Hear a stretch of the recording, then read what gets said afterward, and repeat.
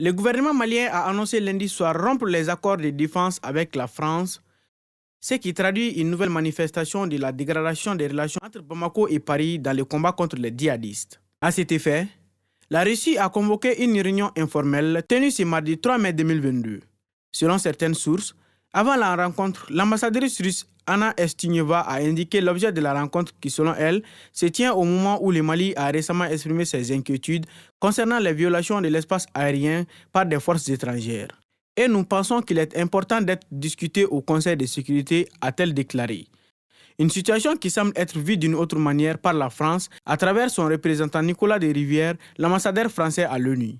À se dire, cette rencontre est une bonne occasion de discuter de la situation au Mali. Le Mali a passé des contrats avec des mercenaires privés et il viole déjà les droits humains. Nous espérons qu'il y aura un certain degré de mise en responsabilité à ce sujet. Les autorités maliennes ont annoncé avoir mis en cause les accords de défense avec la France. En clair, le Mali considère désormais la présence des militaires français sur le sol comme illégale après que son gouvernement a réclamé depuis le 18 février le départ sans délai des forces françaises du territoire malien.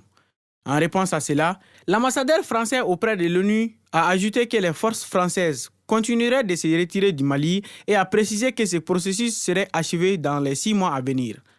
Interrogé pour savoir si ce retrait pourrait être accéléré, il a déclaré que le retrait se fait et continuerait de se faire de manière très ordonnée et en très bonnes conditions avec les forces armées maliennes.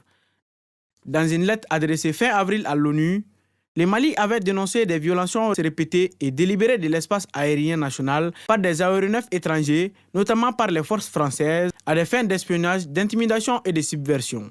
Pour rappel, la demande de réunion du Conseil de sécurité par la Russie survient alors que les décisions doivent être prises en juin afin de renouveler ou non la mission des casques bleus au Mali, qui a plus de 14 000 militaires et policiers.